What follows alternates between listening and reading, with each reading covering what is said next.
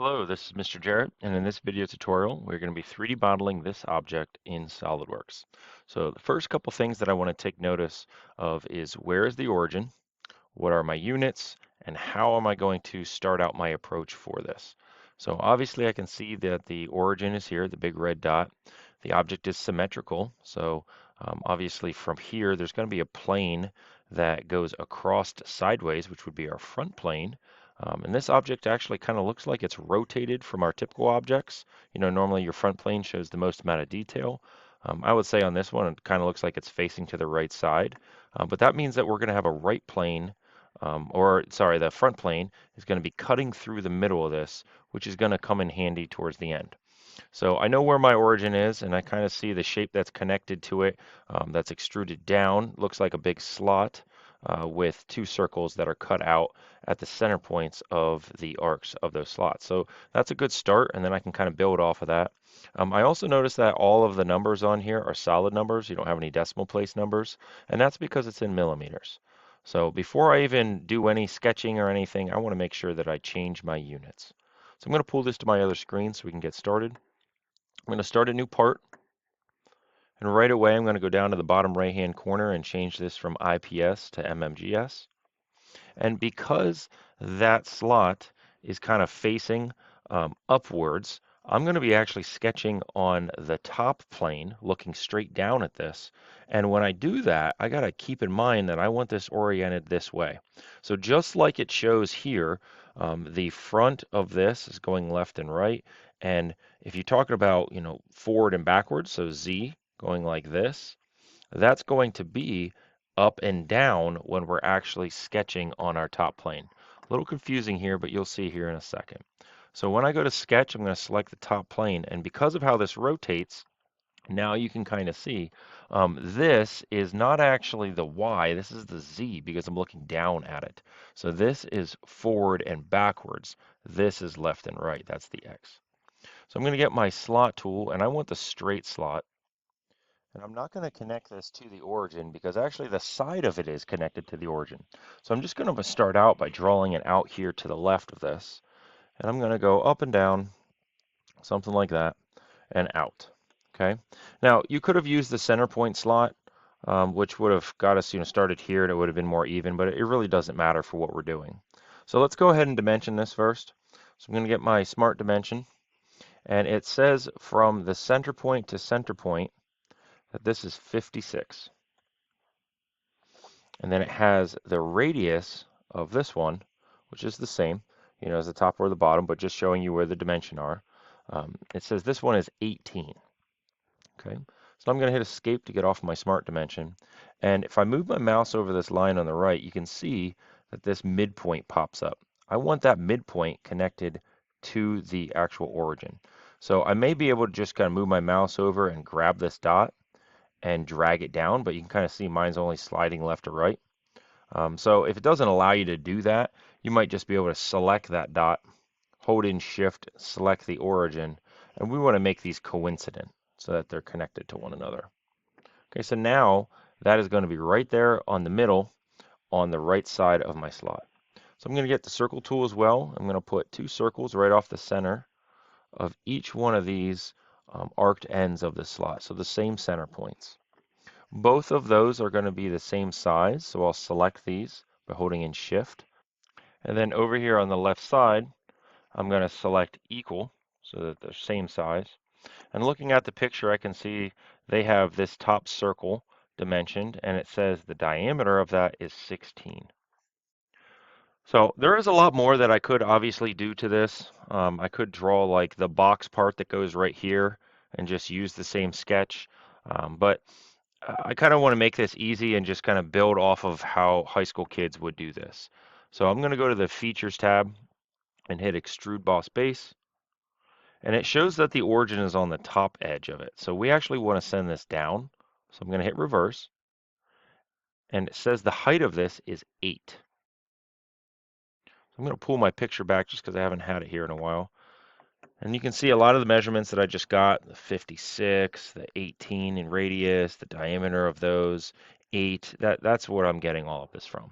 And the rectangle that I was talking about is this connected piece. There's a lot of different stuff that we could do here. Technically, you could draw this all in one sketch, but it's a little bit more complicated than we need. So we want to extrude this down 8. We'll hit the green check. Okay. Now we'll just sketch back up on top. So I'll get my sketch tool and I'll click right up on top of this surface. And I'll draw a rectangle down like that. And it says that the overall length of that is going to be 40. Okay. And there's a weird kind of dimension that's pulled way out here to the side that is 10. Right, now this is still blue because it can still shift up and down and all over the place. Because I started on this left side, it is connected over here to this edge, but it can still shift up and down. Well, everything is symmetrical, so keep that in mind. Okay, so basically, we want from the origin to the midpoint of this line. So if I just pause on this line, just move my mouse over and pause, that midpoint will pop up. We want from the origin to this line, so I'm going to hold in shift and select that. We want those to be horizontal from one another. And that's because then you will have 20 from here up and 20 from here down. Another way you could do that is just obviously getting the dimension tool and going from the origin to here and saying 20. Okay, but you can't put in both because it'll yell at you and say, hey, it's overdefined. Okay, so now that we got that box put in, we're going to extrude this up. And looking at that picture, once again, we can see right here, it just has a plain as day 32 up. So we're going to do the 32 up. We'll sketch up on top of this, and then we'll try to draw all of this stuff, and we'll finish off by drawing that triangle over here on the right. So this is going to go up 32. Okay, and we'll sketch up on top once again. And now we've got a couple things going on. We have a circle out here that has like 2 different heights to it, and then a thickness body in here that's more like a triangular shape. So I'm going to start out by drawing my circle out here. And there's a lot of different ways you could do this. You could do this all in one sketch. You could do it in 2. You know, I'm going to probably just do this in one sketch just to kind of work off of that. So there's an inside circle and then there's an outside curve to this. Okay, a lot of different ways you could do that. What I'm going to do here is just draw 2 circles. I'll dimension these, and the outside one has a diameter of 30. The inside one has a diameter of 20. Okay, there's a little note there on the left side of this picture that actually says 32 to the center of the circle. So I'm going to go from the center and I got to find where the other end is. It's not this edge, it's actually the back edge. So that would be the back edge of the slot. It's the back edge of our rectangle, which you can't currently see in this picture because it being a solid object. But it's pretty much right where we're drawing. So from here to this edge says it's going to be 32. Okay. Now that moved it in, it's placed obviously, but this thing can still slide up and down because it's the same problem that we had with the rectangle here. This dot, if you hold in shift, and this dot, meaning the origin, they need to be horizontal from one another, straight across. So now you can see that this is centered up and down. Okay. Now we're going to take our line tool and I'm going to go from where this rectangle was, this corner, over to the circle. I'm not going to connect it to that dot. Okay, I'm just going to connect it to the circle for right now. All right. Now it's going to ask if we want to continue. I'll just hit escape. I'm going to get my line tool again, do the same thing down here. Okay, just to the circle. Now your line might jump. It might go crazy and and wind up way over here, even though you clicked right there. Just be patient with it. Okay. So I hit escape again. Now this is a line that's transitioning perfectly into an arc. So where that connection is, it needs to be tangent. Now the common mistake here that a lot of us will do is we'll click on this dot and we'll be like, hey, why doesn't it say tangent here? It doesn't say tangent on the left either. That's when you're connecting 2 lines at a dot. Well, in this case, you've got a complete circle. So this line does not end. It's not like an arc itself that's ending on this connection point. It's continuing, okay? So you actually have to select the line. So I clicked out in the blank space. just to deselect everything. You could also hit escape. I select the line, hold in shift, and then my circle. And now tangent's over here on the left. So that's going to transition perfectly into that. And originally I said don't click on the yellow dot because if I actually select this, let's see if I can do it. If I move my mouse over this, just so you can see, the yellow dot's right here. The perfect vertical up from the center point is there, but to get it tangent, it's actually past that. Okay, and that's all based off of the size of the rectangle. So that's why we made it connected first, then made it tangent. Okay, so let's try it again. So we'll select the line, hold in shift, select your circle, make it tangent. Okay. Now, as of right now, it looks like we're ready to go. But if I rotate my screen just to kind of show you, I'm actually missing a line right here. Even though it looks like there's a solid edge, there is, but there's not a line there that's a closed-in shape for this area. So what I want to do is get my line tool, and I'm just going to trace that edge. Just go from that top corner down to the bottom corner. Okay. Now I can go to my Features tab, and I can hit Extrude. And I'm going to select that shape first, that triangular shape. And this needs to go down. So I'm going to send it down, and it has a thickness of 10.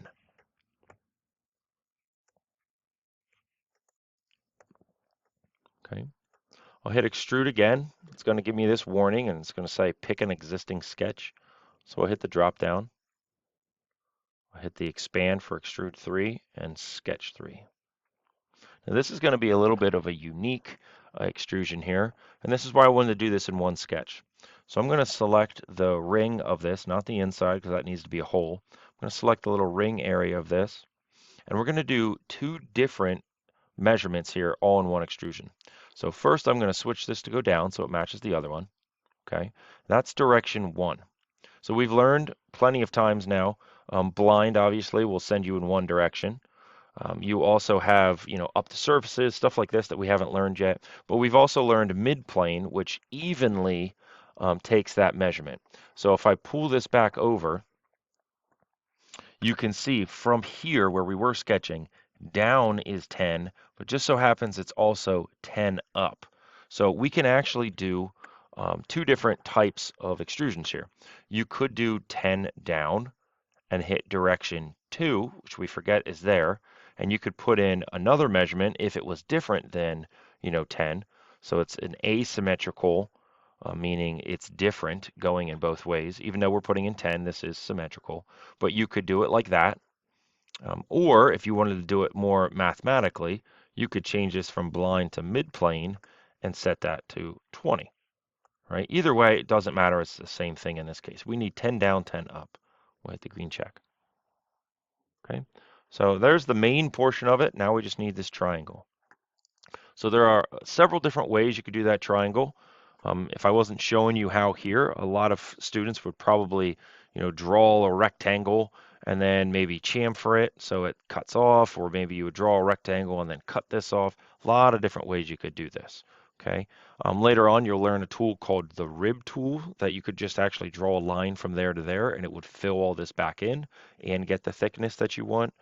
But I'm going to show you how I think a lot of you would figure this out. So the origin is right here, and at the very beginning of this video, I talked about a plane cutting through this going sideways. So I'm going to pull this back. I'm just going to move my mouse over the different planes so that you can kind of see.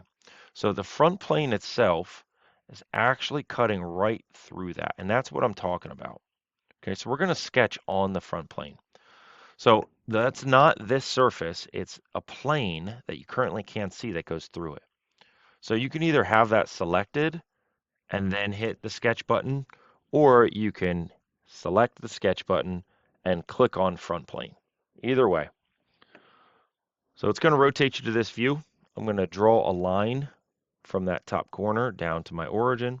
And you got to close this shape in, so draw it back over and back up. So it's a triangle.